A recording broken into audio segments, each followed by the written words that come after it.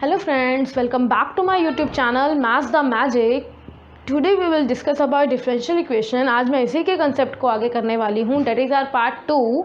तो गाइस इसके बीच में हम क्या पढ़ने वाले हैं? इसके बीच में हम पढ़ेंगे डिफरेंशियल इक्वेशन के सोल्यूशन के बारे में, how to make a differential equation. अगर आपके पास सोल्यूशन गिवन हो या हमें सोल्यूशन गिवन है और यू हैव टू चेक कि ये उसका सोल्यूशन है या फिर नहीं है. तो गाइस इसको शुरू करने से पहले मैं आज पहले एक डाउट क्लियर करना चाहती हूँ. बहुत सारे बच्चों का कमेंट आया था इसके ऊपर.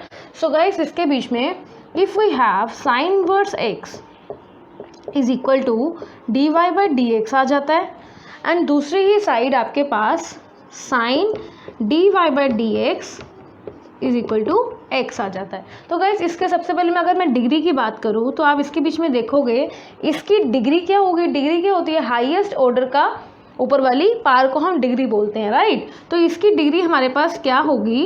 इसकी हमारे पास डिग्री होगी 1, क्योंकि इसके ऊपर कोई भी पार नहीं है. और अगर मैं इसकी डिग्री की बात करूं तो मैंने पहले ही आपको प्रीवियस वीडियो में बताया था कि डिग्री हम तभी निकाल सकते हैं जब हमारे पास गिवन टर्म जो होगी, गिवन इक्वेशन जो होगी, it must be a polynomial form.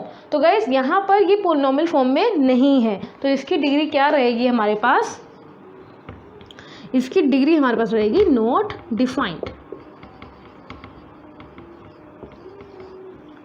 So guys इसकी डिग्री क्या रहेगी हमारे पास? Not defined. बट इसके बीच में बच्चों का डाउट क्या था कि दी हम इसको d y by d x को एक साइड रख देते हैं और उसको उधर भेज देते हैं.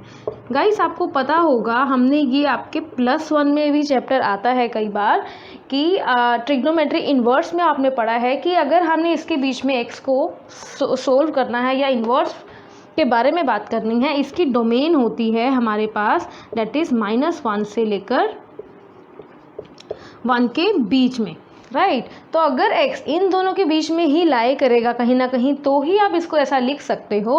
लेकिन अगर x इन दोनों के बीच में लाई नहीं करेगा, फॉर एग्जांपल अगर 3x आ गया फॉर एग्जांपल, तब ये सोल्व नहीं हो सकता. तो जनरली हम इसको ये नहीं लिख सकते हैं जब तक हमारे पास डिफाइन ना हो कि x की वैल्यू हमारे पास क्या है. सो गाइज ये तो बिल्कुल ही गलत है. कई बच्चे इस क्वेश्चन को ही ऐसे अटेम्प्ट करते हैं, देन वो इसको डिग्री उसकी 1 लिख देते हैं. तो गाइज ये बिल्कुल गलत है. आपको ध्यान रखना है इसकी डोमेन भी मेंशन होती है हमेशा, जो आपको पता होनी चाहिए. डेट इज़ -1 से 1 तक.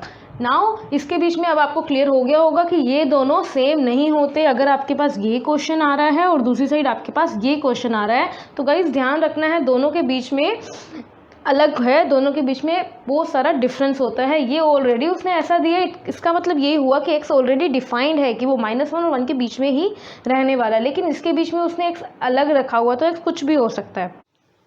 तो गाइस अब हम बात करते हैं solution of a differential equation के बारे में. There are 3 type of solution of a differential equation. तो गाइस सबसे पहले समझ लो सोल्यूशन क्या होता है. y की टर्म्स में कुछ वैल्यूज आएंगी आपके पास, जिसके आप डेरिवेटिव करते जाओगे, जिससे आपका डिफरेंशियल इक्वेशन बनता है. तो गाइस मेन आपने निकालना है जो आपके पास डिफरेंशियल इक्वेशन गिवन है वो किस सोल्यूशन से मिलकर बन रहा है. तो गाइस सबसे पहले आप देखो इसके बीच में 3 तरह के सॉल्यूशन होते हैं हमारे पास. First is general solution, second particular solution and third one is a singular solution. तो गाइस जनरल सॉल्यूशन होता क्या है हमारे पास? A solution contain some arbitrary constant and as the order of a differential equation. The best part is that इसके बीच में जितने भी आर्बिट्रेरी कांस्टेंट्स होंगे उतने ही ऑर्डर की डिफरेंशियल इक्वेशन आपके पास होगी. For example if we have D square y over d x square is equal to 2, then guys ये हमारे पास सेकेंड ऑर्डर की डिफरेंशियल इक्वेशन है, मतलब इसका सेकेंड टाइम डेरिवेटिव हुआ है. तो इसका मतलब इसकी जब आप सोल्यूशन के कंसेप्ट्स पढ़ोगे आगे कि कैसे निकालते हैं, वहां से आपको क्लियर होगा कि ये कैसे आया. बट अदरवाइज इसके बीच में आप देखोगे here a and b is 2 arbitrary constant जिसकी हमें वैल्यूज नहीं पता. तो guys y is equal to x square plus ax plus b is the solution of a differential equation.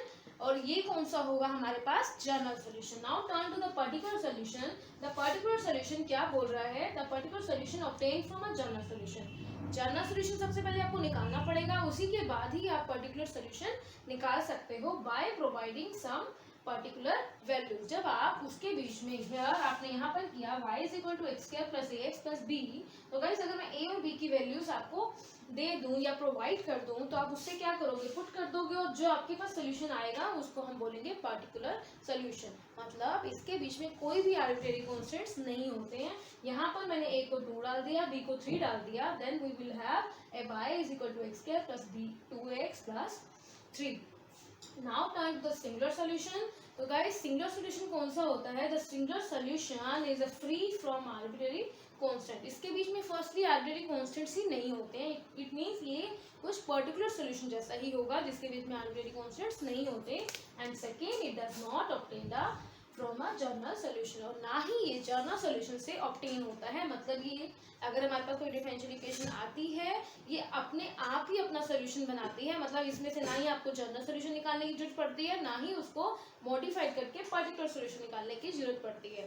तो गाइस इसके बीच में आपको ध्यान रखना है। सी बाकी on the other side singular solution आपकी अभी सिलेबस में नहीं होगा, जो आप फर्दर आगे कंसेप्ट में पढ़ोगे उसके ऊपर भी मैं बहुत जल्दी लेक्चर बनाऊंगी।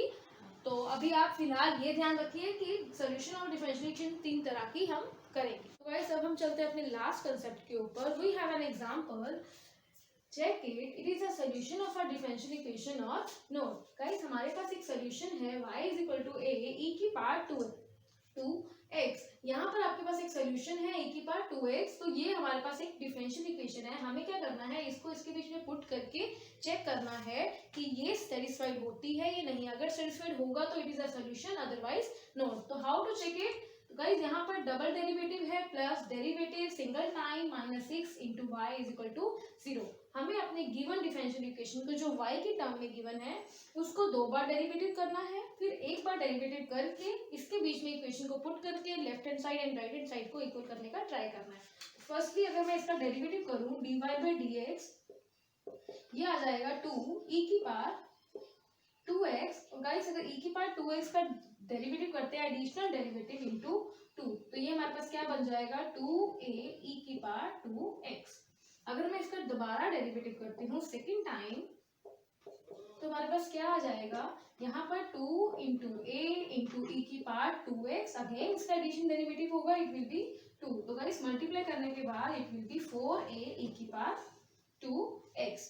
यही सब हम अब यहाँ पर हमारे पास आ गया y dash, it means first derivative और it will be a second derivative. तो गाइस हमने ये पूरा का पूरा इक्वेशन के बीच में डाल देना है। अगर इसके बीच में डालते हैं सेकंड डेरिवेटिव की जगह पे हम डालेंगे 4a e की power 2x plus dy by d x की जगह पे हम डालेंगे 2 इंटू ए ई की power 2x minus 6 into y. Guys यहाँ पर y बहुत बच्चे डालना भूल जाते हैं, तो आपने ध्यान रखना है y जो हमें प्रोवाइड था वही को वही डालेंगे, y की value that is a e की पावर 2x। हमने अभी तक सिर्फ अपनी लेफ्ट हैंड साइड लिया और we have to change into the right side. तो गाइज यहाँ पर क्या होगा, 4 और 2 पीछे वाली टर्म सेम है तो ये इजिली ऐड हो जाएंगी। It will be 6a e की power 2x minus 6a e की पावर 2x। तो इसके बीच में दोनों सेम है विद ऑपोजिट साइन, तो we can cut it. Answer कितना आ गया हमारे पास 0। Left hand side right hand side की इक्वल आ गई, तो हम बोल देंगे yes it is a solution of a given differential equation. तो गाइज इसके साथ की बहुत सारे एग्जांपल है जो आप उसको ट्राई कर सकते हो। अगर आप +2 स्टैंडर्ड में हो तो it will B may be second और थर्ड एक्सरसाइज होगी इसी चैप्टर की। अदरवाइज अगर आप आगे कर रहे हो, फर्दर स्टडीज कर रहे हो, तो वो भी आपको बहुत ईजिली मिल जाएगा। Thank you for watching my video. I request you to please subscribe my channel and अगर आपको अच्छे लगे तो इसको लाइक भी करें।